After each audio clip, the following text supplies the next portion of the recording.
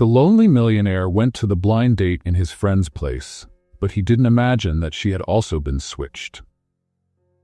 Before we start the story, leave in the comments which city you're watching from. And at the end, don't forget to rate this story from 0 to 10. Enjoy the story, everyone. Nora Sullivan pushed open the door of Seattle's fanciest restaurant with the same energy of someone about to make a monumental mistake. And she was. She just didn't know it yet. The place was exactly the type of establishment that made Nora want to run away. Crystal chandeliers, waiters who looked like they were born in tuxedos, and a menu probably written in Latin just to intimidate normal people. She looked down at her own shoes, the only ones without holes in her closet, and took a deep breath. "Tessa Ramirez, you'll pay for this," she muttered under her breath. 40 minutes earlier, her friend and coworker had called in absolute panic.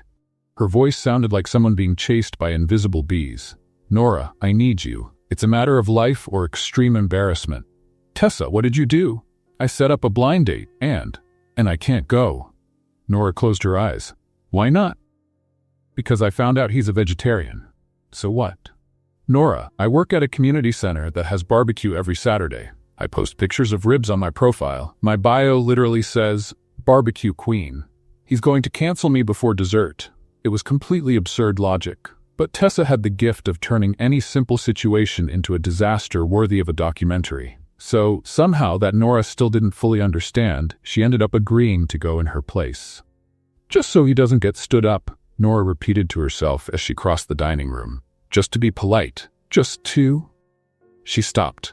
At the reserved table, table 12, as Tessa had specified 8 times, sat a man.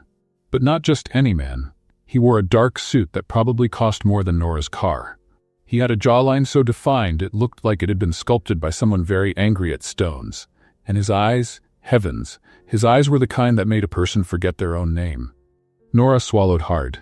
Right, she thought. The vegetarian is good-looking. Tessa is a coward. On the other side of the table, Elias Montgomery was having the worst day in an already impressive sequence of bad days. 3 hours earlier, his assistant Jade Thompson had stormed into his office with the subtlety of a Category 5 hurricane. "You're going to dinner tonight," she announced, tossing a blazer over his chair. "I'm not going." "Yes, you are." "Jade, I have reports to Elias." She crossed her arms. "The board wants you to seem human. Humans have dinner. Humans socialize. Humans don't spend 18 hours a day staring at spreadsheets like they're poetry." "Spreadsheets can be poetic," Jade blinked. "You just proved my point." The dinner was supposedly for networking, an important connection for Montgomery Industries' public image. Someone from the board had organized it, someone had canceled at the last minute, and now Elias was there, sitting alone, waiting for a person he didn't even know. "I just need to survive 1 hour," he muttered, adjusting his tie for the 5th time. 1 hour, and then I go back to the spreadsheets." That's when he looked up and saw her. A woman was walking toward the table. Brown hair pulled back in a way that seemed too casual to be accidental. A simple dress that somehow drew more attention than all the sparkle in the restaurant. And a look that seemed simultaneously tired and ready for a fight. Elias felt something strange in his chest. It was probably the tie being too tight. Probably. Nora reached the table and smiled, the polite smile she reserved for meetings with bureaucrats. "Hi," she said, pulling out the chair. "You must be the date, the blind date. That's it." Elias frowned. "Blind date?" "Yes, the dinner that was set up." "I thought this was a networking meeting." Nora blinked. "Networking?" They stared at each other. The silence lasted exactly 4 seconds, but felt like an eternity. Nora felt her face heat up. Elias felt his tie tighten even more. "Wait," Nora said slowly. "Who set up this dinner with you?" "Someone from my company's board. I don't even know who, to be honest. My assistant organized everything." "And you came? Why?" "Because apparently I need to seem more human." He paused. Those were the exact words. Nora let out a laugh, a real laugh, not the polite kind. "Let me guess," she said, "you weren't supposed to be here." Elias stared at her. "You weren't supposed to be here either, were you?" The recognition was instant. Nora threw her head back and laughed. Elias, for the first time in months, felt the corners of his mouth rise against his own will. My friend panicked because she found out the guy was a vegetarian, Nora explained, wiping away a tear of laughter. She works at a place that does barbecue. Her social media bio says barbecue queen. She thought she'd get canceled. Canceled for eating meat? Tessa has a very intense relationship with ribs. Elias let out something that could be classified as a restrained laugh. And you came in her place? So the guy wouldn't get stood up, who apparently isn't even you, who also wasn't supposed to be here. Nora took a deep breath. This is a disaster. A complete disaster, Elias agreed. They looked at each other again. So, Nora said, we were both switched. We're at a table that wasn't ours, and neither of us has any idea what's happening. Seems like an accurate summary. And now what? Elias looked at the menu, then at Nora, then at the menu again. Well, he said slowly, we're already here. The restaurant is expensive, and I really need to seem human to someone. Nora raised an eyebrow. Are you suggesting we pretend this catastrophic blind date is real? I'm suggesting we at least eat before we run away. She considered for a moment. Okay, she finally said. But only because I haven't had dinner at a place like this since... Never. I've never had dinner at a place like this. Elias nodded, trying to hide the fact that, for the first time in a long while, he didn't want to be anywhere else. The waiter appeared with the silent grace of a very well-trained ghost. May I bring the appetizers for the couple? We're not a couple, they both said at the same time. The waiter didn't move a muscle. Appetizers for the two separate individuals who coincidentally share a table? That's right, Nora confirmed. Exactly that. When he walked away, Elias leaned forward slightly. Do you always respond to waiters like that? Only when I'm nervous, Nora paused. Or on accidental dates with strangers in expensive restaurants. Does that happen often? It's literally the first time in my life. So you're nervous. Nora opened her mouth to deny it, but something in his look made her stop. There was a kindness there, hidden beneath layers of expensive suit and rigid posture. A genuine curiosity. She sighed. I had a long day, she admitted. A long week. A long month, actually. What do you do? I coordinate a community center in Greenwood. You know, workshops for kids, programs for seniors, neighborhood events. She hesitated. It's important, at least to me. Elias watched her. Her shoulders carried an invisible weight. He recognized it because his own shoulders did the same thing. It sounds important, he said. Really.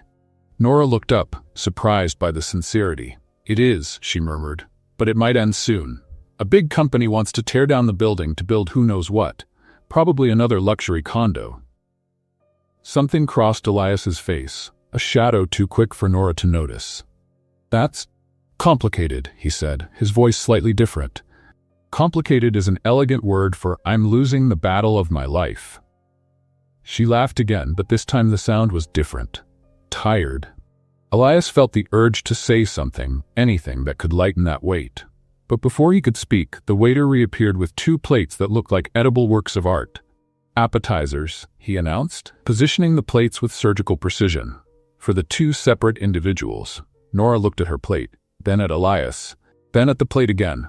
This is a leaf, she said. A very pretty leaf, but still, a leaf. Elias almost choked. It's a sophisticated appetizer. It's a leaf with drops of something. Balsamic reduction. Drops, Nora repeated, of something. The waiter cleared his throat and disappeared with wounded dignity. Elias stared at her, trying to maintain his composure. Do you always criticize food like that? Only when I'm mentally paying for what I can't really afford. She stabbed the leaf with her fork. But since you're footing the bill for this date not date, I'll pretend I'm impressed. I appreciate the consideration. You're welcome. They looked at each other for a second longer than necessary, and then, without warning, they both started laughing. Not a polite laugh. A real laugh. The kind that makes your stomach hurt and your eyes water. Nora couldn't remember the last time she had laughed like that. And Elias didn't even know he was still capable of it. The waiter returned with two menus the size of encyclopedias. Nora opened hers and froze. The words seemed to have been written by someone who hated normal people. Do you know what an ancestral root consommé with concept foam is? She asked. Elias looked at his own menu. Concept foam isn't food. It's an existential crisis. Nora stifled a laugh. And look at this one. Carpaccio of marine memories. Memories. of fish. Maybe the fish had an interesting childhood. She closed the menu firmly. I'm going to order the most normal thing there is, if there is one. Good luck. The waiter reappeared, pen at the ready, expression of someone about to judge every life choice they'd made. Have you decided? Nora pointed to a random line. This one. Excellent choice. And you, sir? Elias hesitated. The same. 2 autumn whispers with truffle tears. The waiter wrote it down without blinking. Harmonious. When he walked away, Nora leaned over the table. We just ordered whispers of autumn with tears. At least the truffles are sad along with us. She laughed, a laugh that made Elias knock over his water glass into his own lap. The liquid spread as if it had a will of its own. Elias froze, looking at the growing stain on his suit pants that probably cost more than Nora's monthly rent. That, he began. Are you okay? Perfectly fine? He grabbed the napkin with a forced calm that didn't convince anyone. This happens all the time. Spilling water on yourself? Demonstrating that I'm human. Nora bit her lip to keep from laughing more. If it's any comfort, you're doing great. Your assistant would be proud. Elias stared at her, napkin still in hand, dignity in tatters. You're enjoying this, aren't you? Immensely. He sighed, but the corners of his mouth betrayed a smile. The autumn whispers arrived. 3 tiny balls on a huge plate, decorated with something that looked like artistic moss. Nora counted the balls. There are 3. Seems like it. 3 for all this. Elias speared one with his fork. Maybe they're very nutritious whispers. Or maybe this restaurant is an elaborate money laundering scheme. He almost choked. Do you always say what you think? Only when I'm nervous, or hungry, or awake. She tasted one ball. Actually, it's good. Not worth the price, but it's good. High standard of evaluation. I coordinate a community center. Our food standard is didn't cause food poisoning. Anything above that is luxury. Elias watched her as she ate, the relaxed manner, the brutal honesty, the complete lack of interest in impressing him. It was refreshing and slightly terrifying. Why do you do it? He asked. The community center. Nora paused, fork in the air. Because someone needs to do it. That's not a real answer. She studied him for a moment, as if deciding how much of herself to reveal to a handsome stranger in an absurd restaurant.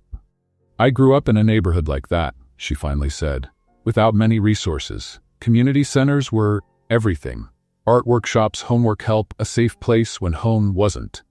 She shrugged. I wanted to be that place for other kids. Elias said nothing, but something in his look changed, a softness that wasn't there before. And you? Nora turned the tables. Why do you need to seem more human? Because apparently I scare people. You don't scare me. You're clearly an exception, or you're not as scary as you think. They stared at each other. The restaurant seemed to get quieter, the other tables more distant. Nora felt something strange in her chest, a curiosity that didn't ask for permission. What did you dream of being? She asked. Before you became... What you became? Elias hesitated. The question caught him off guard, like a gentle punch. Architect, he admitted. I wanted to design buildings that made people feel at home. And what happened? The family business happened.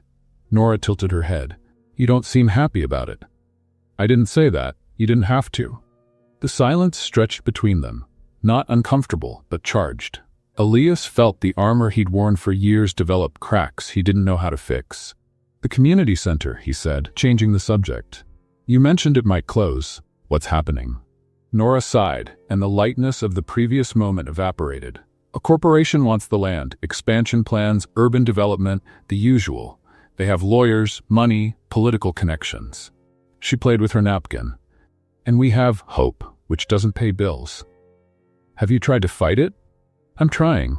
There's a public hearing in a few weeks. I'm going to present a revitalization project I developed with the community. She laughed, but the sound was bitter. They'll probably ignore it, like they ignored all the other times. Elias felt his stomach sink. Something about her story bothered him in a way he couldn't fully identify. What's the name of the company? Montgomery something. Industries, I think. Nora shrugged. All these conglomerates have similar names. The world stopped. Elias felt the air leave his lungs. His face must have changed because Nora frowned. Are you okay? You went pale. I'm fine. His voice came out strange. Just the autumn whisper didn't sit well. Do you want water? No, He tried to smile, failed miserably. I just need a moment. Montgomery Industries, his company. The expansion project he had signed without reading properly, trusting the board's reports. The building that would be demolished. Her community center. The waiter chose that moment to reappear. Dessert? Nora looked at Elias, worried. I think we'll skip it. As you wish. When he walked away, Nora leaned in. Hey, are you sure you're okay? Elias stared at her. This extraordinary woman who fought for the impossible, who laughed at pretentious menus, who made him want to be better than he was. This woman whose life he was about to destroy without knowing it. I'm fine, he lied. And for the first time that night, Nora didn't believe him. The cold Seattle air greeted them like an elegant slap. Nora crossed her arms and Elias pretended he wasn't shivering inside his water-soaked suit. They were at the restaurant door, and neither of them moved. So, Nora said. So, Elias repeated. The silence stretched for 3 seconds that felt like 3 hours. It was an interesting date, she tried, considering neither of us was supposed to be here. Technically, it was the most honest date I've ever had. How so? No expectations, no prepared lies, no script, he shrugged. Just 2 substitutes eating autumn whispers. Nora laughed. When you put it that way, it sounds almost poetic.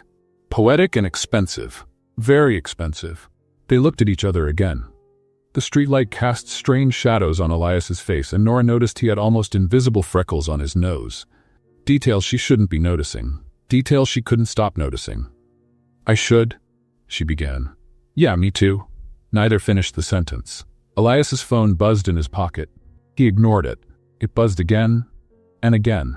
On the 4th time, he sighed and looked at the screen. 7 messages from Jade. The GPS says you're still at the restaurant.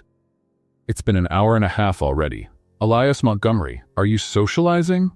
Who are you and what did you do with my boss? If you don't answer in 30 seconds, I'm going to assume you were abducted. 20 seconds. I'm calling the police. He typed quickly. I'm alive. Don't call the police. The response was instant. Proof of life. Send a photo. Nora watched his expression change from irritation to resignation. Problem? My assistant. She tracks my phone. That's slightly scary. She says it's preventive care. Preventive care is vitamin C. That's surveillance. Elias put away his phone. Jade has a very particular definition of professional boundaries. Apparently. The phone buzzed one more time. Elias didn't even look. She's going to continue, Nora observed. Until I get home, probably. You have an interesting life. I have an assistant with control issues. It's not the same thing. Nora took a step toward the street, then stopped. Elias made a motion to say goodbye, but the words got stuck. The space between them seemed to shrink without anyone moving. Hey, Nora said, her voice lower. Thank you. For the night, for the autumn whispers, for pretending this wasn't completely strange. It was completely strange. I know. But it was a good strange. Elias stared at her. She was too close now, or maybe he had moved closer without realizing it. The wind messed up her hair, and he had to fight the urge to brush it away from her face. Nora. Yes? He opened his mouth. Closed it. Opened it again. The right words didn't exist, or they existed, but he didn't have the courage to say them. How to explain that the night had been the best in years? How to say that she made him feel things he was sure he had permanently shut off? How to confess that his company was about to destroy everything she loved? Good luck, he finally said. With the community center, with the hearing. Her eyes lost some of their brightness. That wasn't what she expected to hear. Thank you, she murmured. The moment shattered like thin glass. Nora stepped back, then another step. I'm going to that way. She pointed vaguely to the left. Right, I'm going the other way. Right. Neither moved. We're not going, Nora observed. Seems like we're not. Why aren't we going? Elias swallowed hard. I don't know. It was a lie. He knew exactly why. And from the way she looked at him, Nora did too. But sometimes the truth is too heavy for a restaurant sidewalk at 10 at night. Bye, Elias, she said, using his name for the first time. The sound did something strange to his chest. Bye, Nora. She turned and started walking. He stood still, watching, unable to move. 10 steps, 20, 30. Nora didn't look back, and Elias didn't call her back. On the opposite sidewalk, far enough not to be seen, Nora finally stopped. She took a deep breath. The cold air filled her lungs, but didn't erase the warm feeling that refused to go away. A smile appeared. Small, involuntary, kind of silly. Well, she murmured to herself. A stranger in a ridiculous restaurant, a date that shouldn't have happened, a night that shouldn't have meant anything. So why couldn't she stop smiling? Nora shook her head and kept walking. She'd probably never see him again. Didn't even know his last name, didn't have his phone number. It was just a funny story to tell Tessa tomorrow. That's all. It had to be just that. On the other side of town, Elias got in his car and sat in the parking lot for 5 whole minutes. His phone buzzed nonstop. Jade, obviously. He ignored it. Something had changed that night. Something he couldn't name, but felt like a crack in concrete. Small, almost invisible, but impossible to ignore. Nora Sullivan, a woman who laughed at expensive menus and fought for the impossible and looked at him as if she saw something beyond the suit and the title. And he was about to destroy everything she loved. Elias started the car and drove home, the weight of guilt already forming in his chest. When he got to the apartment, the first thing he did was open his laptop and look for the expansion project documents. The name was there, in bold letters, Greenwood Community Center, scheduled for demolition, and right below it, his own digital signature. The laptop screen glowed in the dark apartment like a silent interrogation. Elias had been sitting on the couch for 40 minutes, staring at the same document without blinking. His signature, his name, his company, Nora's community center. This can't be right, he murmured, scrolling down the page. But it was. Every line, every paragraph, every legal clause confirmed the same thing. He had approved the demolition of the Greenwood Community Center 3 months ago. He didn't even remember signing it. There were so many documents per week. Dozens, sometimes hundreds. The board sent them, he approved them, the company moved forward. That's how it worked. That's how it had always worked. Until now. Elias closed his eyes and saw Nora's face. The way she talked about the center, as if it were an extension of herself. The passion in her voice, the exhaustion in her shoulders, the stubborn hope that refused to disappear. And he was destroying all of that with a signature he didn't even remember making. The intercom rang at 11:30 at night. Elias frowned. Nobody visited without warning. Nobody visited, period. Mr. Montgomery? The doorman's voice sounded hesitant. Miss Thompson is coming up. I didn't authorize. She said it was a medical emergency. What medical emer? The door opened before he finished the sentence. Jade entered like a hurricane in pajamas and indignation, holding her phone like a weapon. You're alive, she exclaimed. Obviously. Then why didn't you answer my messages? Because there were 11. In 1 hour. 14, I counted. She stopped in the middle of the room, looking around. Why are you in the dark? Why are you looking at your laptop like it just ended your marriage? I'm not married. Exactly. The laptop ended a marriage that doesn't even exist. That's impressive. Elias sighed. Jade, what are you doing here? Checking if my boss had a nervous breakdown after socializing for the first time in 3 years. She threw herself on the couch beside him. And apparently I was right, because you look like someone who just found out Santa Claus doesn't exist. Santa Claus doesn't exist.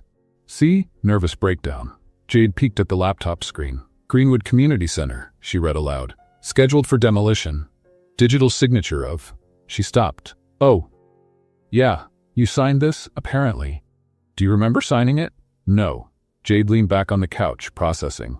So you approved the destruction of a community center without knowing it, and now you're having an existential crisis at 11 at night? 11:30.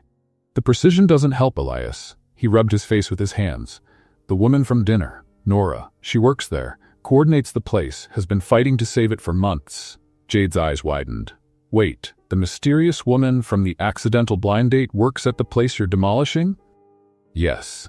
The date I practically forced you to go to? Yes. She was silent for exactly 2 seconds. This is too dramatic even for me. Jade pointed at the laptop. See? Even the computer is dramatic. It could have shown any document, but it chose this one specifically. I searched for this document, Jade. Details. Elias got up and went to the window. The city sparkled below. Millions of lights, millions of lives, millions of decisions that affected people he would never meet.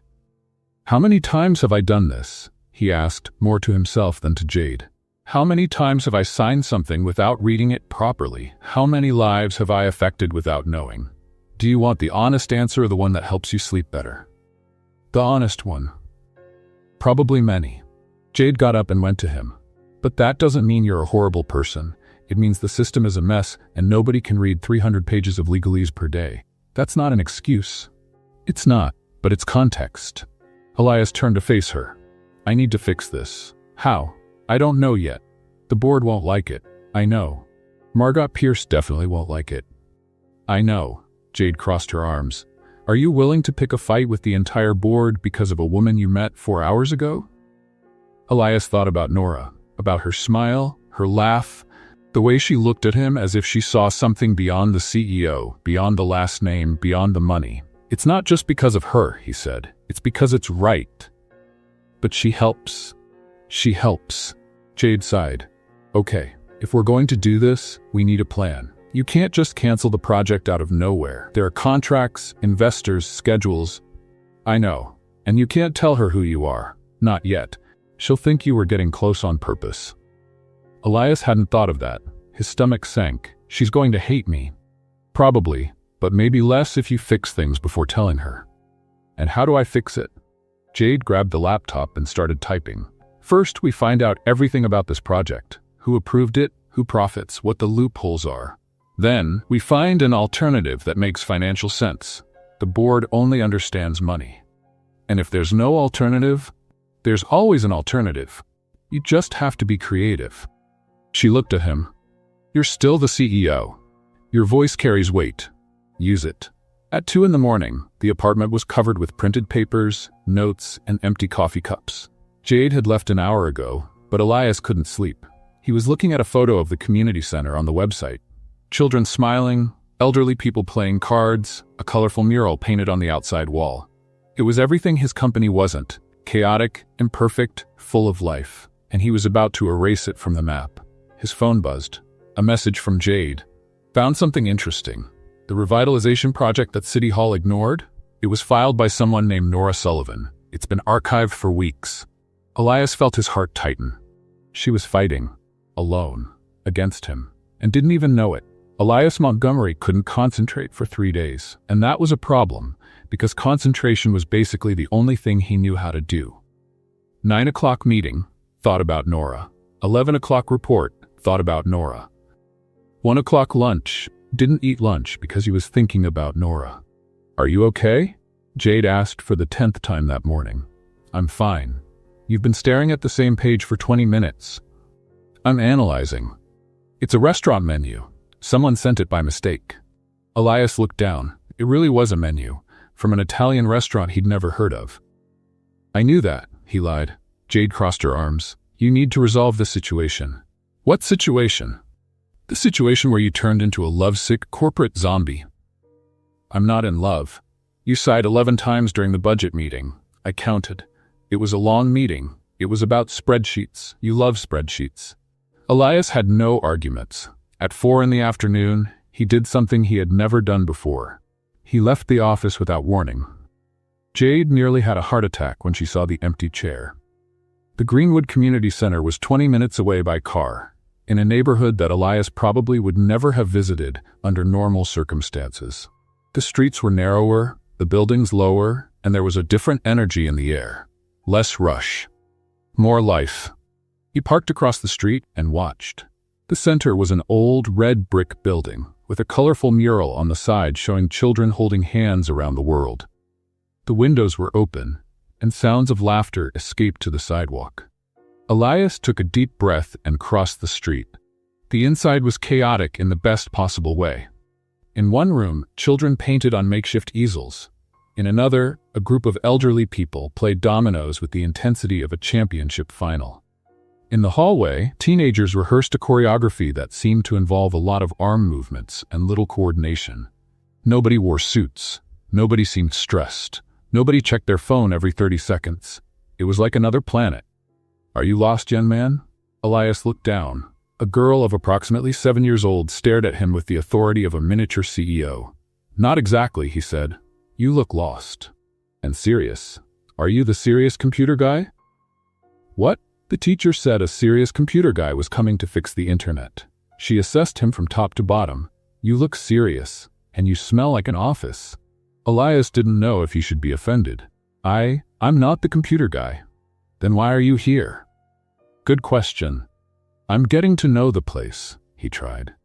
Why? Because someone told me it was special. The girl considered the answer. It really is special. There's a snack at 4:30. Do you want to stay for the snack? Elias ended up staying for the snack. It wasn't exactly what he had planned, but the girl, whose name was Sophia and who had very strong opinions about everything, basically dragged him to the activities room. The snack was cookies with juice. The cookies were clearly homemade and slightly burnt. The juice was from a box. It was the best meal Elias had had in weeks. Did you like it? Sophia asked. Very much.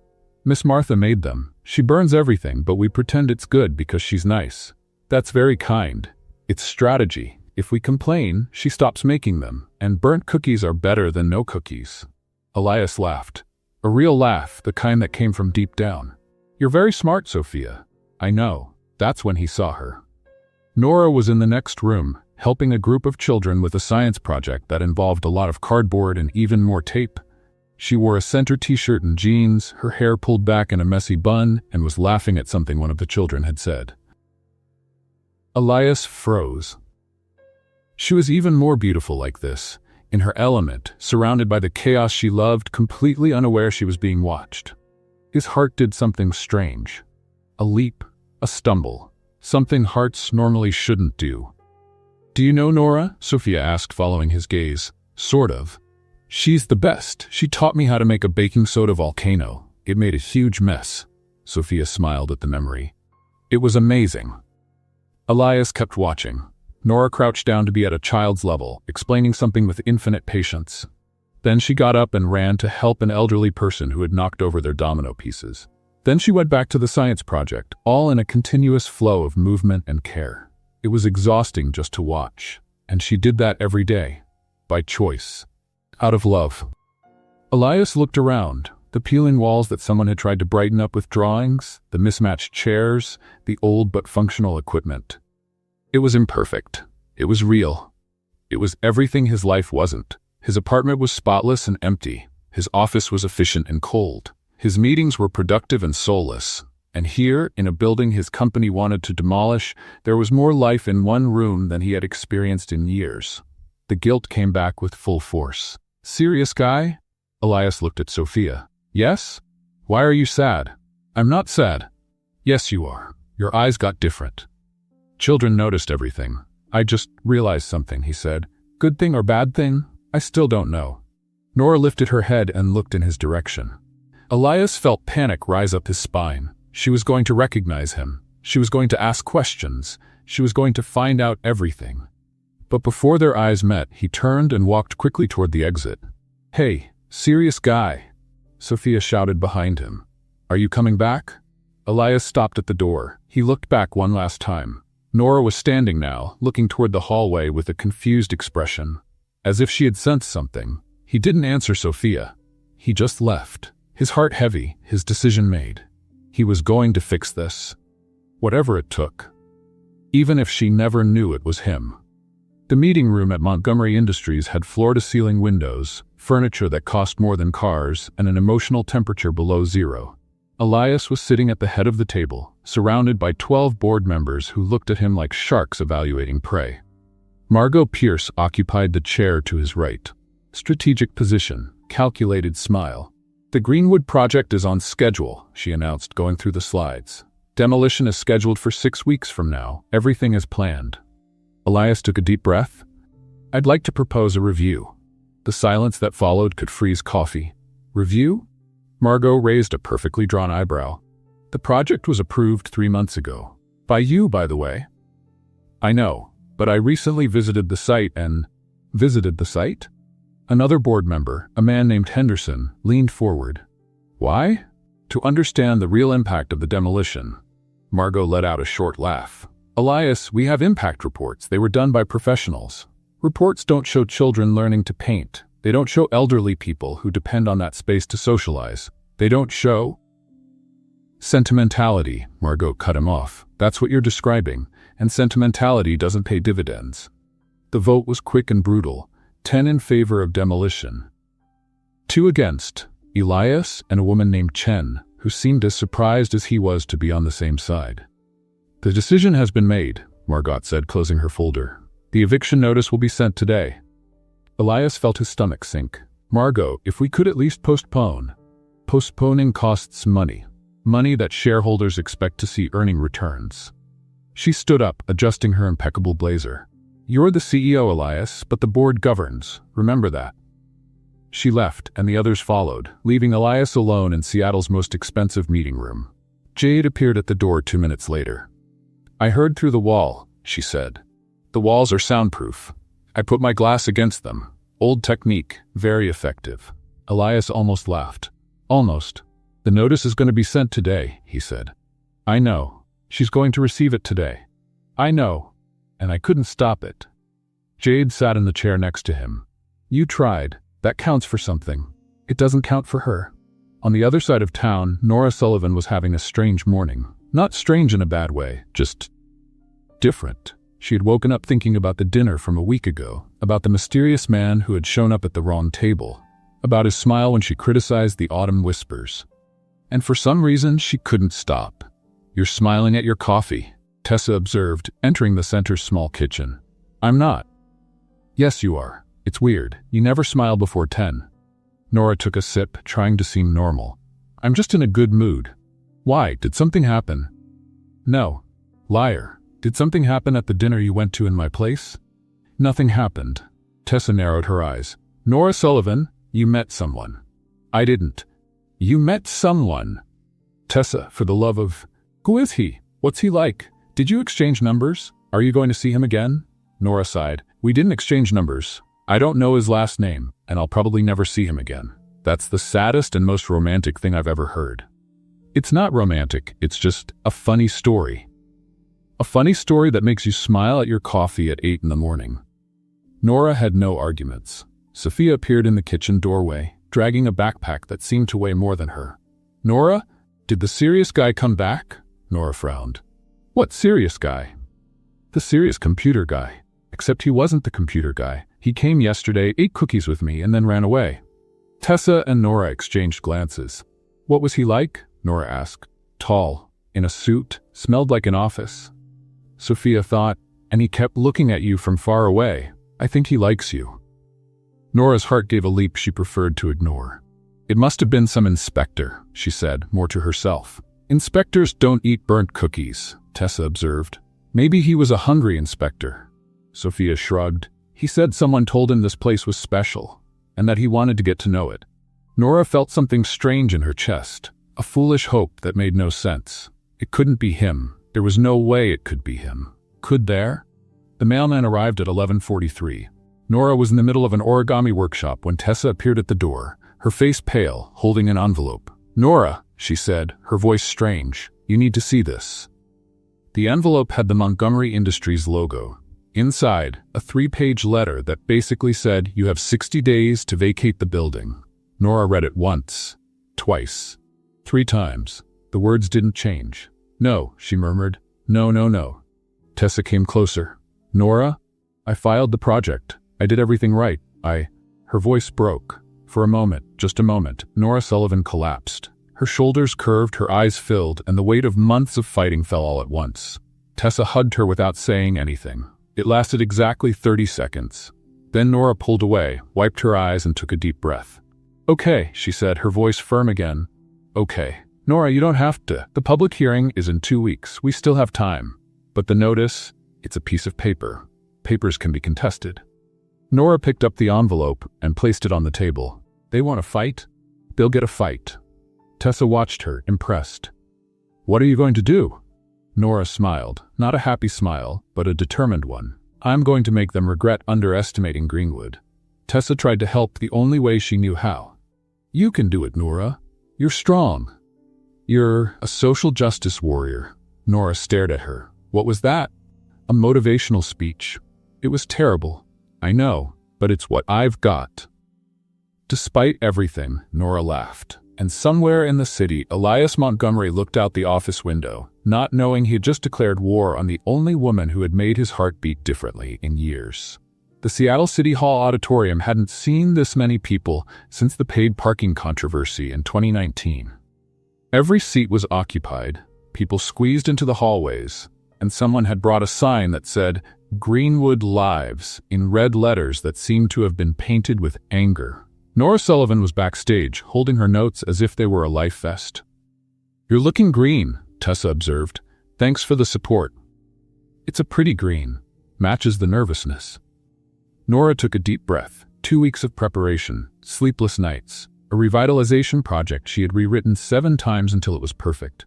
Everything came down to the next 15 minutes. "What if I forget everything?" she asked. "You won't forget. What if I faint? Then it'll be much more memorable." "Tessa, I'm trying to help." The auditorium buzzed with conversation. Greenwood residents occupied the front rows, elderly people who had been coming to the center for decades, parents with children in their laps, teenagers who had learned to dance in Nora's workshops. In the back row, a group in dark suits stood out like ink stains on white paper. Miss Martha, the lady with the burnt cookies, nudged her husband. "Look at that. The money crowd arrived. These rich folks think we're scenery," he grumbled. "Poor neighborhood decoration. Expensive decoration, at least. Look at the size of those watches." A woman in the front row turned around. The gray-haired one looks like he swallowed a lemon. "That's their standard. They call it a business expression. Looks like constipation." Muffled laughter ran through the rows. The hearing mediator, a man named Peterson, who seemed to have been born bored, banged his gavel. "Order, please. We will begin the public hearing on the future of the Greenwood Community Center." He adjusted his glasses. First presentation, Nora Sullivan representing the community. Nora walked to the podium. Her legs were shaking. Her heart was racing. 200 pairs of eyes watched her. She looked at her notes, then at the audience, then at her notes again, and then she did something she hadn't planned. She put the papers in her pocket. "I prepared a speech," she began, her voice firmer than expected. It had statistics, financial projections, impact studies, all very technical and impressive. Pause. "But you didn't come here for numbers. You came because Greenwood is your home." A murmur of approval ran through the room. 12 years ago, I was a child who had nowhere to go after school. My mother worked 2 shifts. My father had left, and the community center gave me a place. She looked at Miss Martha. "It gave me people who cared. It gave me hope that I could be more than my circumstances." Miss Martha discreetly wiped her eyes. "Today, 300 children use our space every week. 80 elderly people participate in activities. 20 teenagers found jobs through our programs." Nora took a deep breath. "This doesn't show up in profit reports, but it shows up in transformed lives." She pulled out a tablet and projected images on the screen behind her. "This is the revitalization project I developed with the community. We're not asking for money. We're only asking that you don't destroy what took us decades to build." The images showed the renovated center, vibrant colors, expanded spaces, community garden, technology area for young people. "We can make this work. We just need a chance." Nora fell silent. The silence lasted 3 seconds. Then the audience exploded in applause. Peterson banged his gavel repeatedly. "Order, order." It took a full minute for the noise to die down. "Impressive presentation, Miss Sullivan." He consulted his list. "Now, the floor goes to the representatives of Montgomery Industries." The atmosphere changed instantly. Margot Pierce stood up from the back row, smoothing her blazer as if preparing for battle. She walked to the podium with the confidence of someone who had already won before starting. "Thank you, Mr. Peterson." She smiled, a smile that didn't reach her eyes. Miss Sullivan's presentation was emotional, moving even. The word sounded like an insult, but business doesn't run on emotion, it runs on numbers. Margot projected her own slides. "The Greenwood land is valued at $12 million. The development project will bring 500 jobs to the region. Tax revenue will increase by—" "Taxes don't hug children," someone shouted from the audience. "Order." Peterson banged the gavel. Margot continued, unmoved. "The revitalization project presented by Miss Sullivan is admirable, but financially unfeasible. Who would pay for the renovation? Who would cover the operational costs? Hope doesn't pay bills. Nora felt her stomach sink. Montgomery Industries is committed to Seattle's progress, Margot concluded. And progress, sometimes, means leaving the past behind. She returned to her seat, leaving a heavy silence in the air. Peterson cleared his throat. We will now open for questions from the City Council. If I may, Margot interrupted, I'd like to present our final documentation. Signed contracts, pending approvals, demolition schedule. She handed a thick folder to the mediator. I believe this concludes the discussion. Nora felt the floor disappear. The residents murmured, restless. Miss Martha was crying openly now. Tessa gripped Nora's hand tightly. The documentation appears to be in order, Peterson said, leafing through the pages. If there are no formal objections? It's not over, Nora said, her voice firm despite the desperation. The community has the right to respond. We have lawyers reviewing the clauses. We have... Miss Sullivan. Margot interrupted her with false kindness. You fought well, but some battles simply cannot be won. The auditorium fell silent. Nora looked at the faces around her, hope turning into defeat, faith draining away. This was it. They had lost. Then the back doors opened with a crash. And Elias Montgomery walked in. Elias Montgomery was standing at the auditorium entrance, and the world seemed to have frozen around him. 200 heads turned at the same time. Murmurs exploded like sparks.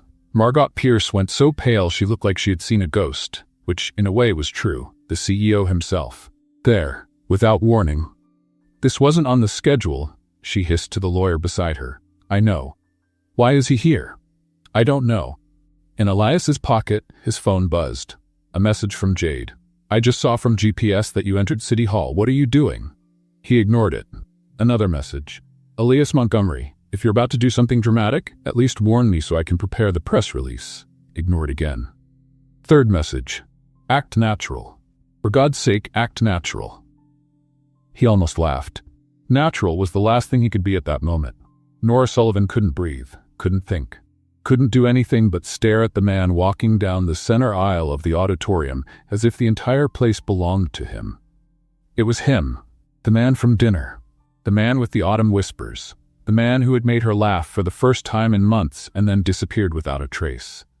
And he was Montgomery, Tessa whispered beside her, eyes wide. Nora, he's a Montgomery, the Montgomery. The floor seemed to disappear. The serious computer guy, the man Sophia said watched her from afar. The stranger who wanted to get to know the place because someone said it was special. It was him. It had been him all along. And now he was there, walking toward the stage, probably to deliver the final blow. Elias felt every pair of eyes like needles. The walk to the front of the auditorium seemed to last forever. His shoes made a ridiculously loud sound in the silence. Someone coughed. A child asked, Mommy, who's the man? And the mother told her to be quiet. Margot recovered from her surprise and intercepted his path. Elias, she said quietly, smiling for the cameras while speaking through her teeth. What do you think you're doing? My job. Your job is to support the board. My job is to lead the company, which, as far as I know, still has my name on it. He walked around her and kept going. Margot stood there, mouth open, not knowing how to react. In the audience, Miss Martha nudged her husband. Think they're gonna fight? I hope so. I brought popcorn. You brought popcorn to a public hearing? It's been in my pocket since the movies yesterday. Elias reached the podium. Peterson, the mediator, looked like he was about to have a nervous breakdown. Mr. Montgomery, this is a public hearing. You can't just... I'm the CEO of the company involved in the dispute, Elias said calmly. I have the right to speak. Well, technically, but the protocol? The protocol allows interested parties to speak. I'm an interested party. Peterson looked at his papers as if they could save him. They couldn't. Proceed, he sighed. Elias turned to the audience and met Nora's eyes. She was in the third row, pale, lips parted, a mixture of shock and something else. Something that looked like betrayal. He swallowed hard. Busca na web. My name is Elias Montgomery, he began, his voice echoing through the auditorium. I'm the CEO of Montgomery Industries, and 3 months ago, I signed a document authorizing the demolition of the Greenwood Community Center. Murmurs of anger ran through the room. I signed it, he continued, without reading it properly, without visiting the site, without knowing the people who would be affected. Because it was just another paper in a pile of papers, and I had more important things to do. Nora frowned, confused. That was a mistake I intend to correct. The silence now was different, tense, expectant. Margot stood up. Elias, the board already voted. The board voted based on incomplete information, he interrupted her. Information that I, as CEO, should have questioned. I didn't question it. The responsibility is mine. Nora didn't know what to feel. Anger? He was responsible for all of this. The man behind the faceless corporation. The villain of the story she had been trying to fight for months. Confusion? He seemed genuinely sorry. He seemed human. Hope? No. She refused to feel hope. Hope was too dangerous. Tessa squeezed her hand. Nora, breathe. I am breathing. You're turning purple. Purple is the new color of self-control. Elias continued. I visited the community center last week, not as CEO, not as a company representative, just as someone wanting to understand. He paused. A 7-year-old girl offered me burnt cookies and explained that the strategy was to pretend they were good so Miss Martha wouldn't stop making them. Surprised laughter ran through the audience. Miss Martha wiped her eyes, smiling. At that moment, Elias said, I realized something that reports will never show. That place has soul. It has history. It has people who depend on it, not out of convenience, but out of real necessity. He turned to Margot. Progress doesn't mean destroying what works. Progress means finding ways to grow without crushing whoever's in the way. Margot crossed her arms. Pretty words, but words don't change signed contracts. No, but I can. Elias's phone buzzed again. What are you going to do? Jade, clearly panicking. He typed quickly, trust me. That's the phrase that precedes all disasters in history. He put away his phone and turned his attention back to the audience. I came here to what exactly? Margot interrupted him, her voice sharp. To sabotage your own company? To throw away millions in profits because of sentimentality? To do what's right. What's right doesn't pay dividends. Not everything needs to pay dividends, Margot. The tension between them was almost palpable. The audience watched as if it were a tennis match in slow motion. Nora stood up.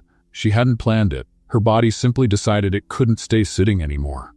Wait, she said, her voice cutting through the silence. You're the man from the dinner. Elias stared at her. Nora, you knew.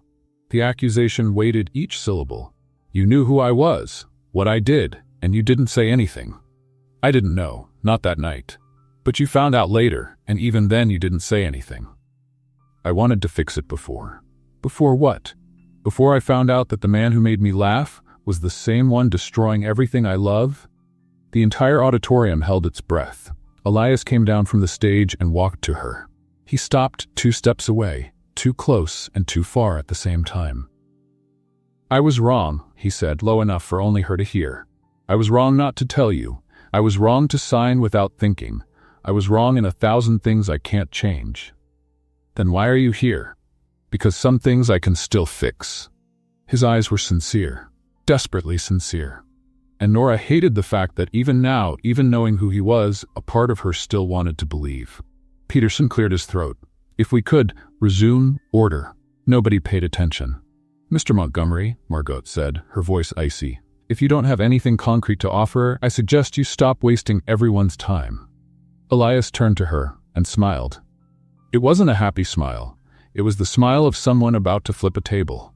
Actually, Margot, I have something very concrete. He returned to the podium and pulled a folder from his jacket.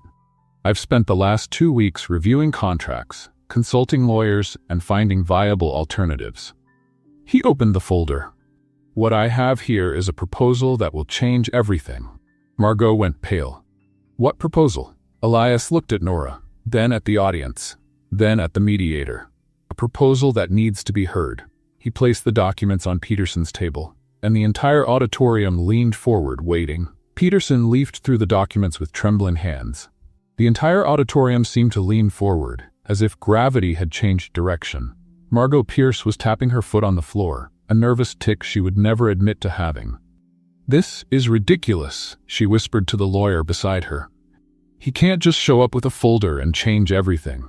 Technically, Mrs. Pierce, he is the CEO. I know he's the CEO. I helped put him there. So technically. Shut up. Elias cleared his throat and took the microphone back. What's in these documents, he said, his voice firm, is a proposal to reallocate funds. Instead of demolishing the Greenwood Community Center, Montgomery Industries will finance it. The silence lasted half a second. Finance it how? Someone shouted from the audience. Fully. 100% of the revitalization project developed by Miss Sullivan. Another half-second of silence. Then chaos. Did he say 100%? Miss Martha stood up so fast that her chair flew back and hit her husband's knee. Ow, woman, don't complain. The man said 100%. I heard, but my knee didn't need to participate in the celebration. In the back row, a group of teenagers started clapping rhythmically. One of them started a shout of Greenwood that spread like a virus. Within seconds, half the auditorium was chanting along. Miss Martha's husband, the same one who had brought popcorn, threw what was left up in the air like confetti. I knew this popcorn would be good for something. Good for something. You said it was left over from the movies. And it was, but now it's victory popcorn. Peterson banged his gavel with the energy of someone trying to put out a fire with a matchstick. Order, please, we need order. Nobody cared about order. Sophia, who had appeared from some mysterious place, as children tend to do, climbed on a chair and started jumping. We won! We won! Sophia, get down from there! Shouted a woman who was probably her mother. No, I'm celebrating. You can celebrate on the floor. Celebrating on the floor isn't real celebrating. Margot crossed the aisle and stopped in front of Elias, her eyes flashing. You can't do this, she said through her teeth. The board approved the demolition. There are contracts, investors, schedules. There are also fund reallocation clauses for community development, Elias responded calmly. Article 7, Section 3, Paragraph 12 of the corporate bylaws. As CEO, I have the authority to activate these clauses unilaterally. Margot blinked. You memorized the bylaws? I memorized the useful parts. This is a coup. This is leadership. Similar words, different meanings. Jade, who had managed to get into the auditorium during the chaos, appeared beside Elias holding her phone like a weapon. Press release in 3, 2, 1, sent. She smiled. Done. Now it's official, and it's on all the news sites. Margot turned purple. You did what? My job, Mrs. Pierce. They call it public relations. In the middle of the crowd, Nora Sullivan still hadn't moved. Tears were running down her face without her noticing. Around her, people were celebrating, shouting, hugging each other, but she seemed to be inside a bubble of silence. The center was saved. Her project would be funded. Years of fighting, sleepless nights, doors slammed in her face, ignored emails, lost hearings. It had all been worth it. And the person responsible was the man she had met at an accidental dinner. The same man who had spilled water on his own lap trying to look confident. The same man who 2 weeks ago was her faceless enemy. She didn't know if she wanted to hug him or send him to hell. Maybe both. Tessa appeared out of nowhere and hugged her hard enough to break ribs. Nora, we did it! Tessa, can't breathe. That's secondary. We're saved. I'm going to pass out. Tessa released her, but only a little. You're crying, she observed. I'm not. Your face is wet. It's emotional sweat. That doesn't exist. It does now. Elias managed to get through the crowd and stopped in front of Nora. The world around them continued celebrating, but between the two of them, the air became strangely still. Hi, he said. Hi, she responded. Pause. So, Nora continued, wiping her face with the back of her hand, you just saved my community center. Technically, I canceled the destruction I'd authorized myself. It's more undoing a mistake than saving. Still. They stared at each other. Tessa, realizing she was in the way, moved away discreetly, but not before giving Nora a thumbs up that was anything but discreet. I'm still angry with you, Nora said. I know. You lied. I omitted. It's different. No, it's not. You're right. It's not. Nora crossed her arms. And now, what happens? Now we work together on the revitalization project. If you want. Work together. Yes, you and me. That's the idea. The man who almost destroyed my center and the woman who almost had a nervous breakdown trying to save it? Elias shrugged. When you put it that way, it sounds like a terrible idea. Because it probably is. Probably. Pause. But I have good ideas for the technology area, he added, and you clearly need someone who knows how to use spreadsheets. Nora almost laughed. Almost. Are you trying to convince me with spreadsheets? Is it working? Maybe. Miss Martha appeared out of nowhere and hugged them both at the same time. "You two, my heroes, come have dinner at my house." "Miss Martha, you don't need to. I insist. I'll make my special cake." Elias and Nora exchanged glances. "Is the cake burnt too?" Elias whispered. "Everything she makes is burnt," Nora whispered back. "It's a tradition." "I see. Pretend it's good?" "Survival strategy." Miss Martha dragged them toward the exit, completely ignoring Peterson, who was still trying to officially close the hearing. "The session is anyone listening to me?" Anyone? Nobody was. Outside City Hall, the Seattle night sparkled with the city lights. Nora stopped on the steps and took a deep breath. The cold air filled her lungs, and for the first time in months, she didn't feel the weight of the world on her shoulders. Elias stopped beside her. "Thank you," she said, without looking at him. "For what? For fixing your mistake?" "It was the least I could do. It was more than most would do." They stood in silence for a moment, watching the Greenwood residents descend the stairs in celebration. "So," Elias finally said, "we're going to work together." "Seems like it. Do you still want to punch me?" Nora considered the question, just a little bit. "I can live with that." She finally looked at him. And despite everything, despite the anger, the confusion, the whirlwind of emotions, she smiled. "Don't push your luck, Montgomery." "Never, Sullivan." And as they descended the stairs together, Nora realized something she didn't expect. For the first time in a long while, she was excited about the future, even if that future included the most complicated man she had ever met. The meeting table at the community center had never seen so much tension over a paint color. Nora held a teal-blue sample as if it were the most precious thing in the world. Elias held a charcoal-gray sample with the conviction of someone defending a noble cause. Between them, a cardboard mock-up of the revitalization project awaited its fate. "Blue," Nora said. "Gray," Elias said. "Blue conveys warmth. Gray conveys sophistication. This is a community center, not a law office. Law firms use black. Gray is sustainable technology." Nora narrowed her eyes. "Are you trying to turn my center into a commercial for your company?" "I'm trying to keep it from looking like an aquarium." "Aquariums are cool. For fish." Tessa, sitting in the corner of the room pretending to work, raised her hand. "Can I suggest a third option?" "No," they both said at the same time. She lowered her hand. "Got it. Continue the marriage." "It's not a marriage," Nora protested. "It's a professional discussion," Elias completed. "Professional discussion about blue and gray. That's lasted 40 minutes. Tessa went back to looking at the computer. Totally normal. 5 days had passed since the hearing. 5 days of meetings, planning, and discussions about every detail of the revitalization project.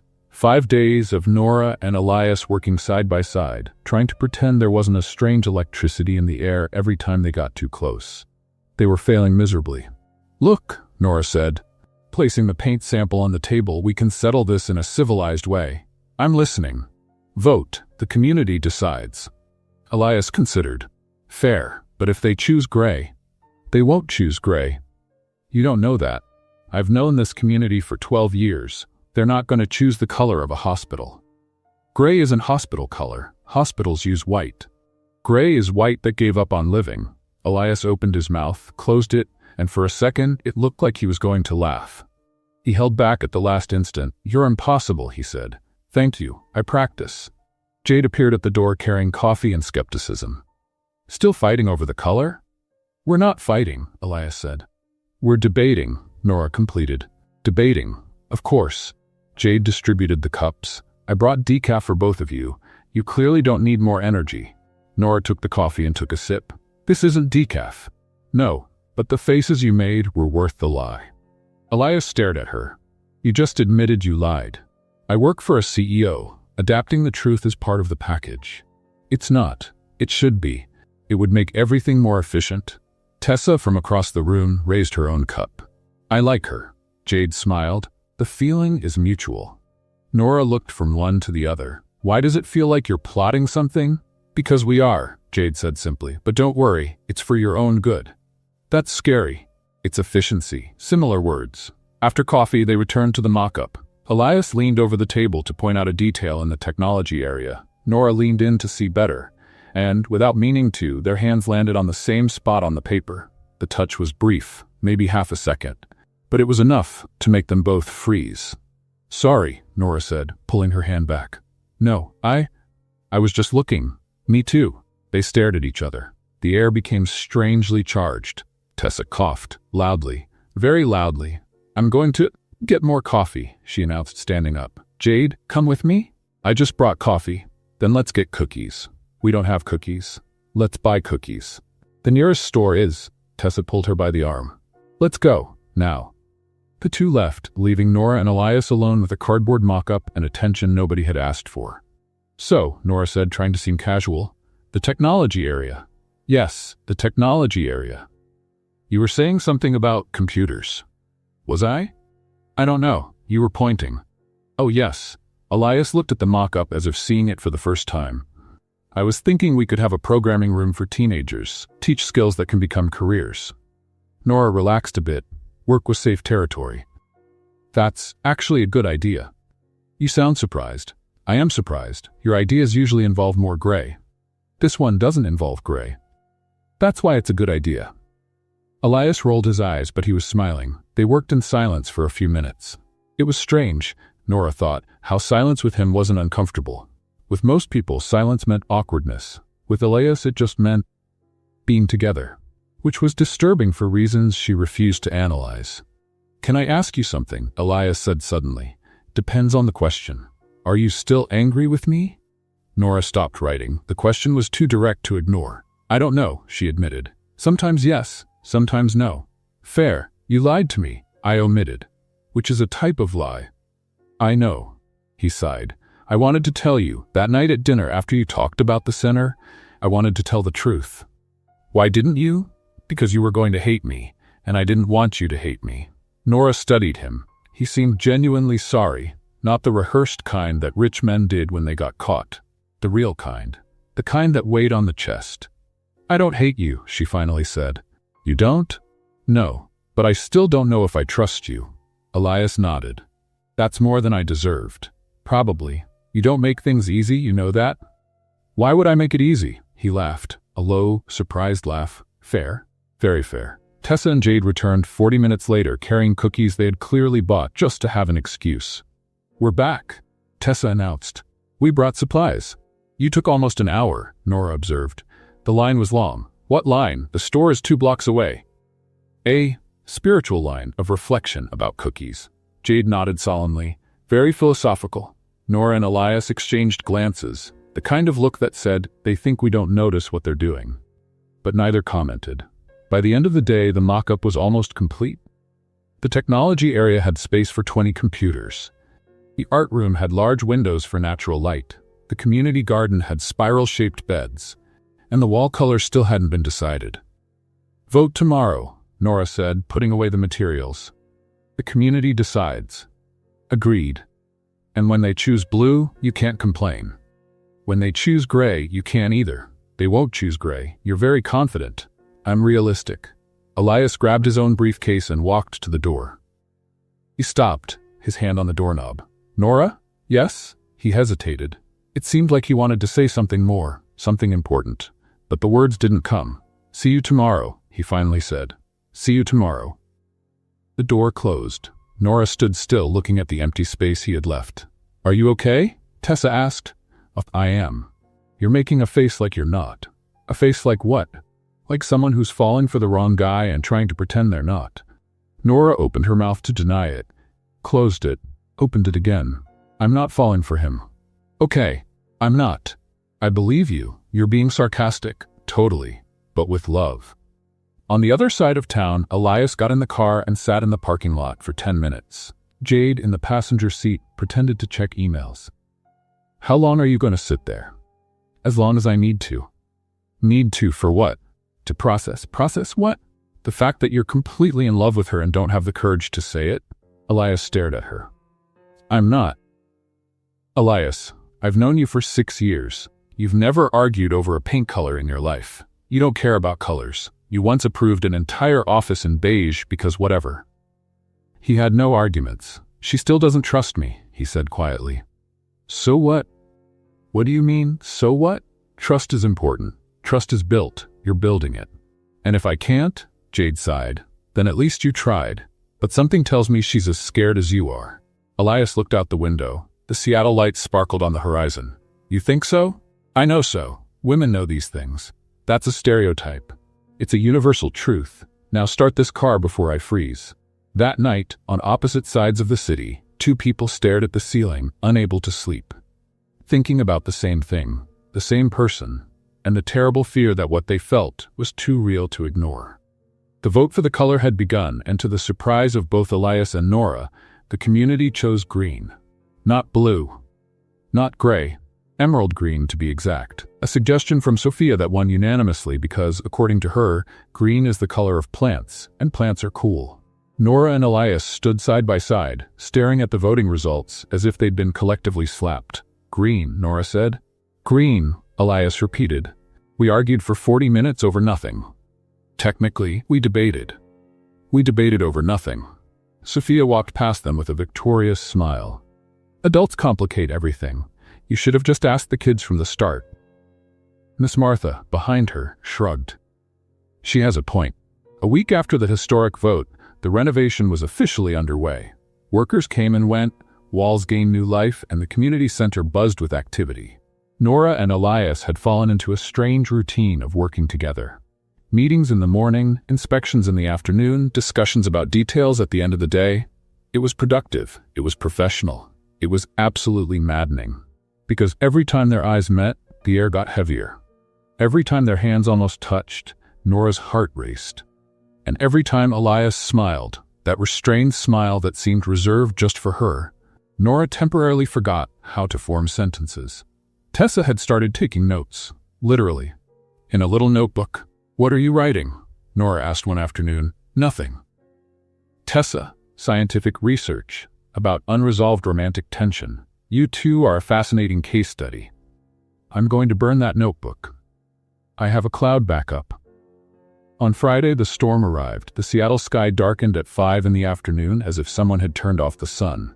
By 6, the rain began. Not regular rain, but the kind that made it seem like the entire ocean was falling from the sky. Tessa left at 5:30, before the worst started. See you Monday. Don't do anything I wouldn't do. What does that mean? Elias asked. It means she's giving us permission for basically everything, Nora murmured. At 7, when they tried to leave, the parking lot was flooded. At 7:15, all of Seattle lost power. At 7:30, Nora and Elias were officially trapped. Well, Nora said, looking out the window at the downpour, this wasn't on the schedule. Elias checked his phone. Jade says the forecast is 3 more hours of storm. The electric company has no timeline for restoring power. So we're stuck here. Seems like it. Alone. Apparently. In the dark. Technically, I have my phone flashlight. Nora stared at him. Are you trying to be funny? I'm trying not to freak out. Humor helps. They found flashlights in the supply closet, 4 to be exact, all working by some miracle. Nora turned one on and lit up the main room. Shadows danced on the freshly painted green walls, creating strange shapes. Looks like a horror movie, she observed. Or an adventure. You're too optimistic. You're too pessimistic. I'm realistic. Realistic, pessimistic. Nora pointed the flashlight at his face. Careful, Montgomery. I have the light source. I have the power here. Elias raised his own flashlight. Now we're on equal footing. Is that a threat? It's a negotiation. They sat on the floor of the art room, backs against the wall, flashlights between them, creating a circle of light in the middle of the darkness. The rain beat against the windows like insistent music. The wind howled outside, and inside the silence was almost palpable. You know what we could do? Nora said. What? Shadow theater. Elias frowned. Shadow theater? Yeah, with your hands. On the wall. She positioned the flashlight and made a vague shape with her fingers. Look. A dog. Elias tilted his head. It looks more like a camel with spine problems. It's an artistic dog. It's an artistic disaster. Then do better. Elias grabbed his flashlight and positioned his hands with excessive care. The result was a shape that didn't look like anything recognizable at all. What is that? Nora asked. A rabbit? Where are the ears? They're conceptual ears. Nora burst out laughing. Conceptual ears don't exist. They exist on my rabbit. Your rabbit looks like a potato with depression. Elias tried to keep his composure, but laughter escaped. Low at first, then looser. Nora joined in, and for a moment the two of them sat there laughing at poorly made shadows while the storm roared outside. When the laughter subsided, the silence that remained was different, softer, more intimate.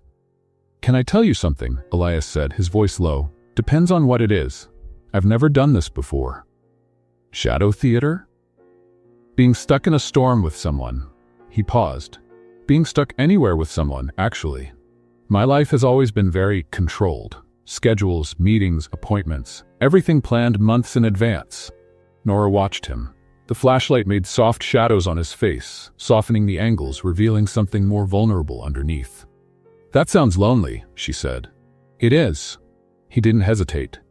"It's very lonely, even surrounded by people, even in crowded meetings, even at events with hundreds of people. I've always felt alone, like I was on the outside of a window, looking at a party I wasn't part of." Nora's heart tightened. "Doesn't money help?" Elias laughed, but the sound was sad. "Money complicates things. You never know if people like you or what you can give them. After a while, you stop trying to figure it out. It's easier to stay alone than to risk it." The rain kept falling. The wind kept howling. But inside, something had changed. "I'm afraid to trust," Nora said suddenly. Elias looked at her. "After my father left, after watching my mother destroy herself trying to hold everything together alone, I learned that people leave, always, so it's better not to expect them to stay." "That's very sad. It's reality. It doesn't have to be." Nora turned her face to look at him. He was closer than she'd realized, or maybe she had moved closer without noticing. "How do you know?" "I don't know. But I want to believe that some people stay. The right ones, the ones who are worth it. And if they don't stay, then at least you tried. At least you really lived, instead of just watching through the window." The silence stretched. The flashlights created their own world around them, a cocoon of light in the middle of the darkness. Nora realized she was holding her breath. "Elias." "Yes?" "What are we doing?" He didn't answer with words. Instead, he raised his hand and touched her face. A light touch, almost a question. Nora closed her eyes. When his lips met hers, it was as if the storm outside had gone silent, as if the entire world had stopped to make room for that moment. The kiss was soft at first, hesitant, two people too afraid of hurting or being hurt. But then it was as if all the barriers they had built simply crumbled. Nora felt tears in her eyes and didn't know if they were from joy or fear or relief, maybe all three. When they separated, they stayed with their foreheads touching, breathing the same air. "That was," she began. "Yes," he agreed. "We should. Probably." But neither of them moved. And outside, as if the universe was approving, the rain began to ease. Monday arrived with sun, clear skies, and two adults acting like teenagers who don't know what to do after their first kiss. Nora arrived at the community center at 8 in the morning. Elias was already there, pretending to examine a plant in the corner of the room as if it were the most fascinating object in the universe. "Hi," she said. "Hi," he responded without taking his eyes off the plant. "That plant is plastic." "I know. How long have you been looking at it?" "Since you walked in." "That's 3 seconds. 3 very intense seconds." Tessa noticed in approximately 12 minutes. "What happened?" she asked, appearing beside Nora with the subtlety of an elephant in a china shop. "Nothing." "Liar. You're both acting strange." "We're not." He greeted the plastic plant when he arrived. "The plant, Nora," he said good morning to it. Maybe he likes plants. "It's plastic." "Plastic plants deserve respect too." Tessa narrowed her eyes. "Something happened the night of the storm." "Nothing happened. You were stuck here for hours, alone, in the dark." "So what?" "We worked." "Worked?" "Yes. In the dark." With flashlight, Tessa crossed her arms. "Nora Sullivan, if you don't tell me what happened, I'm going to find out on my own. And when I do, I'm going to be much more dramatic than if you just told me now." Nora opened her mouth to deny it again, closed it, sighed. "We kissed." Tessa's scream was probably heard in 3 different states. Jade arrived at the community center at 10, as had become routine in recent weeks. She found Elias in the meeting room, smiling at the project mock-up as if it had told him a joke. "You're smiling," she said, dropping her purse on the chair. "I'm not." "Yes, you are, and you're smiling at the mock-up, which is cardboard." Elias adjusted a non-existent piece. "I'm happy with the project's progress." "You're never happy with project progress. You're satisfied. Content. at most adequately impressed. Jade sat in the chair across from him. A smile like that is something else. You're imagining things. I'm imagining that you were stuck here in the storm, with her, in the dark, for hours. Jade tilted her head. You kissed. It wasn't a question. Elias tried to keep his expression neutral, failed completely. Jade threw her hands up. Finally! I was going crazy watching you two. At lunchtime, Tessa and Jade met in the hallway. What happened next was an exchange of information so fast and efficient, it seemed rehearsed. Did she confess? Jade asked. At 9:12, you? 10:15. He tried to deny it for 3 minutes. She did too, very amateur. When do you think they'll make it official? 1 week. 2 at most. I bet 10 days. Deal. Nora appeared at the end of the hallway and saw the two talking. She stopped. What are you doing? Networking, they said at the same time. Networking. Between assistants and best friends, Tessa explained. It's a very important professional category. You're making bets about me and Elias. Jade didn't even bother denying it. The question is, when will you make it official? We don't even know what we are yet. Two people who kissed during a storm and now can't look at each other without smiling like idiots. Tessa counted on her fingers. That has a name. It starts with dat and ends with ing. You're both impossible. We're efficient. They're different things. In the afternoon, when Nora and Elias finally were alone in the meeting room, the tension was almost palpable. So, Nora said. So, Elias repeated. We should talk about the kiss. Yeah. Silence. It was a good kiss, Elias finally said. Nora felt her face heat up. It was. But it complicates things. It does. We work together. We do. And the project is important. Very important. More silence. But I want to do it again, he said quietly. Nora looked up. What? The kiss. I want to do it again, if you want to. She opened her mouth to answer, but the door burst open. Margot Pierce entered as if the place belonged to her. What a lovely scene, Margot said, her eyes sweeping the room. The CEO and his project coordinator. Elias stood up. What are you doing here, Margot? I came to bring news. The board met yesterday, extraordinarily. She smiled, the kind of smile that didn't reach her eyes. We're reviewing the decision about the community center funding. Nora felt the floor disappear. You can't do that, she said. It's documented, approved, underway. Documents can be reviewed, approvals can be revoked, especially when the CEO is clearly making decisions based on personal interests. Margot, Elias said, his voice dangerously calm. Be careful what you're implying. I'm not implying anything. I'm observing facts. She took a step forward. The board wants a complete audit of the project. If we find any irregularities, any conflict of interest, the funding will be cut. When Margot left, Nora let herself fall into a chair. Can she do that? She asked. She can try. Elias sat beside her. But the project is clean. There are no irregularities. There's no conflict of interest. There is now. We kissed Elias. If they find out, there's nothing wrong with two people meeting during a project. For her there is. She's going to use this against us. Elias took her hand, a small gesture, but one that said a lot. Then we face it together. Nora looked at him. Together? Together. You and me, as a team. He paused. As more than a team, if you want. Is this a relationship proposal in the middle of a corporate crisis? It's the only kind of proposal I know how to make, apparently. Despite everything, the threat, the fear, the uncertainty, Nora laughed. You're ridiculous. Is that a yes? It's a let's survive this first and then we'll talk. Can I consider it a probably yes? You can consider it a shut up and kiss me before I change my mind.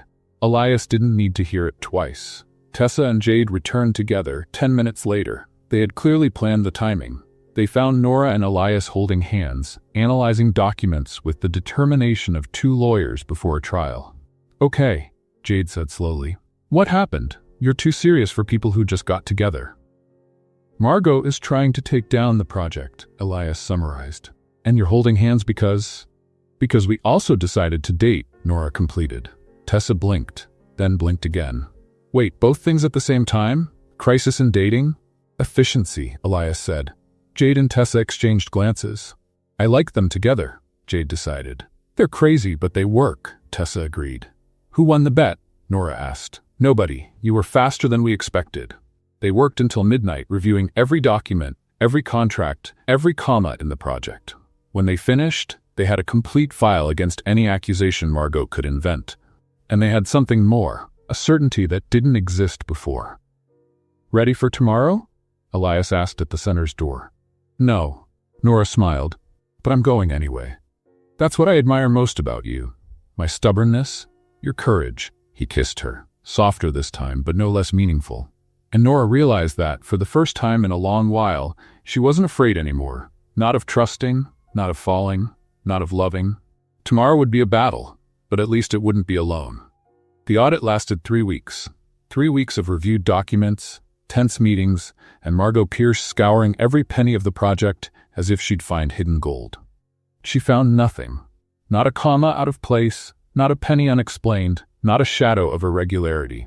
The final report arrived on a rainy Tuesday, and Elias read it aloud to Nora, Jade, and Tessa in the community center's meeting room.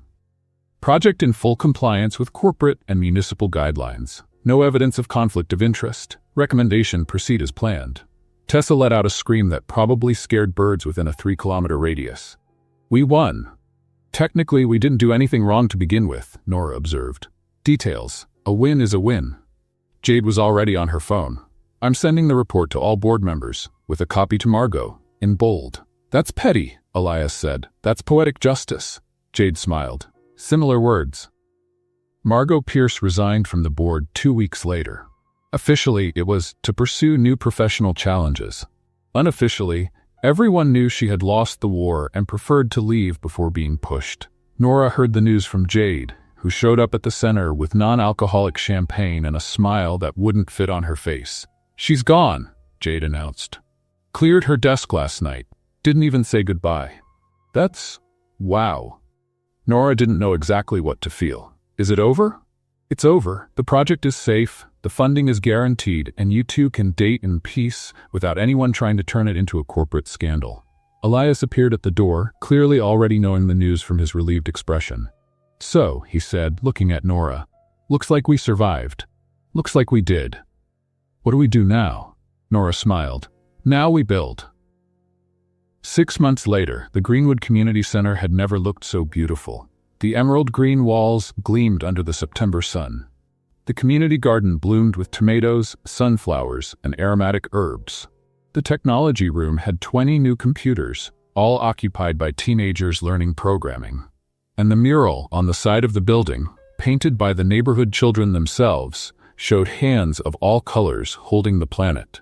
The opening festival had attracted the entire neighborhood. Food stands occupied the street, closed to traffic. Live music played on a small makeshift stage. Children ran everywhere, and the smell of Miss Martha's barbecue spread through the air. Tessa was in the middle of it all, coordinating volunteers with the efficiency of a general. More napkins at stand 3. Who took the microphone? "Sophia, get down from there now!" Sophia, balanced on a chair to see the stage better, stuck out her tongue. "I'm supervising. You're 8 years old. 8 very experienced years." Nora watched it all from a corner, her heart overflowing. It had worked. Everything had worked. The center was standing. The neighborhood was alive. And she, for the first time in years, wasn't fighting anyone. Wasn't running to put out fires. Wasn't holding the world on her shoulders alone. It was a strange feeling. Good, but strange. "You're making that face again," said a voice behind her. Nora turned. Elias was there, handsome in jeans and a casual shirt, very different from the suited man she had met at a pretentious restaurant months ago. What face? The face of someone who doesn't believe it worked out. "Because I still don't believe it." She looked around. All of this seemed impossible, and now it's here. Real. Working. Elias took her hand. "You made this happen. We made it happen. You started it. I just showed up in the middle and tried not to get in the way." Nora laughed. "You got in the way quite a bit at first." "I know, but I got better." "You got better a little." "Only a little?" "I don't want to inflate your ego." At 4 in the afternoon, someone cut the music. Nora frowned. That wasn't on the schedule. "What's happening?" she asked Tessa, who had appeared beside her with a suspiciously innocent expression. "Nothing." "Tessa." "Absolutely nothing. Look, I think someone wants to speak on stage." Nora turned. Elias was climbing the steps of the makeshift stage, with a microphone in his hand and his legs visibly shaking. "Hi," Elias said into the microphone. The sound echoed down the street, and all conversations stopped. "Sorry to interrupt. I just need a minute." Nora felt her heart race. "What is he doing?" "Shh," Tessa said. "Watch." On stage, Elias seemed to be having a small existential crisis. He looked at the paper in his hand, then at the crowd, then at the paper again. "I prepared a speech," he began. "It had beautiful phrases, literary references, a Shakespeare quote I thought was elegant." He crumpled the paper and tossed it aside. "But that's not me, and the person I want to talk to deserves the truth, not a rehearsed script." Jade, somewhere in the crowd, shouted, "Get on with it, Elias!" Scattered laughter. Elias took a deep breath. 8 months ago, I walked into a restaurant thinking I was going to a networking meeting. I found a woman at the wrong table who criticized the food, laughed at my attempts to seem impressive, and made me spill water on my own lap. More laughter. Nora felt her face burn. That night, I didn't know she was going to change my life. I didn't know she was going to make me question everything I thought was important. I didn't know she was going to show me what it really means to care about something, about someone. He came down from the stage and started walking toward Nora. The crowd opened up like the Red Sea. "Nora Sullivan, you're the most stubborn, brave, and annoyingly right person I've ever met." "Annoyingly?" she repeated, her voice failing. "Annoyingly, because you're always right, and that's very inconvenient for my ego." He stopped in front of her, and then, to Nora's absolute shock, he knelt down. The silence was total. Not even the children made noise, which was practically a miracle. Elias pulled a small box from his pocket. His hands were shaking so much he almost dropped it. "I'm not perfect," he said. "I make mistakes. I shut down. I sometimes still say good morning to plastic plants when I'm nervous." "That's true," Jade confirmed from somewhere. "I saw it. But with you, I want to be better, every day, for the rest of my life." He opened the box. A simple, elegant ring gleamed inside. "Nora Sullivan, will you marry me?" Nora couldn't breathe, couldn't think, couldn't do anything but look at this absurd, irritating, wonderful man kneeling in front of her with a ring and his heart exposed. "You're proposing to me," she said, "in the middle of the festival, in front of everyone." "I am. This is very dramatic." "I know, and very public. I know. What if I said no? Then it would be very embarrassing, but I'd risk it." Nora felt the tears coming, not sad tears, tears from something so big it didn't fit inside her. "You're ridiculous," she said. "Is that a yes?" She took a deep breath. "It's a yes, you fool." The crowd erupted in applause. Elias stood up so fast he almost tripped. Nora jumped into his arms, and the kiss that followed made Miss Martha cover Sophia's eyes. "I can see. I'm 8 years old, not a baby." "You are a baby." Tessa was crying so loud she could barely speak. "I always knew it would work out." Jade, beside her, was also wiping her eyes. "You literally bet they'd take longer." "Lies. I didn't know, but I'm happy anyway." When they finally separated, Elias put the ring on Nora's finger. "It fit," he said, relieved. "You didn't know the size?" "Jade found out. Don't ask me how." "I have my methods," Jade shouted from afar, "and a very good relationship with jewelers." Sophia appeared out of nowhere, tugging at the hem of Nora's shirt. "I'm going to be the flower girl, right?" Nora looked down. "Sophia, we just got engaged. We haven't even set a date yet." "But I'm going to be the flower girl. Is that a question or a demand?" "It's a demand. I practice throwing flowers. I'm very good." Elias laughed. "I think you have a flower girl." "I think I don't have a choice." Sophia smiled, satisfied. Adults are slow, but they learn. The festival continued into the evening. There was more music, more food, more laughter. Miss Martha made a special engagement cake that miraculously wasn't burnt. Her husband swore it was a sign of good luck, and when the stars began to appear in the Seattle sky, Nora and Elias were sitting on the community center steps watching the neighborhood they had saved together. "So," Elias said, "what comes next?" Nora rested her head on his shoulder. "Now, we live." "That's it." She smiled. "Together." Elias kissed the top of her head. And there, under the festival lights and the Seattle stars, two substitutes who were never supposed to meet began the next chapter of a story neither of them expected to live. But that neither of them would trade for anything in the world. The end. If you were in Nora's place at that first dinner, would you have stayed or run away? Leave your opinion in the comments. On a scale of 0 to 10, what score would you give this story? Join the conversation. Your comments and engagement are part of the healing process. Let us know your thoughts below. If this journey of resilience and turning pain into power resonated with your heart, please support Healing Stories. Subscribe. Help us build a sanctuary of strength by subscribing to the channel. Share the hope. Give this video a like and share it with someone who needs to hear this message of recovery and justice. Your support allows us to continue sharing powerful narratives of overcoming trauma and finding peace. Subscribe to Healing Stories and be part of the change.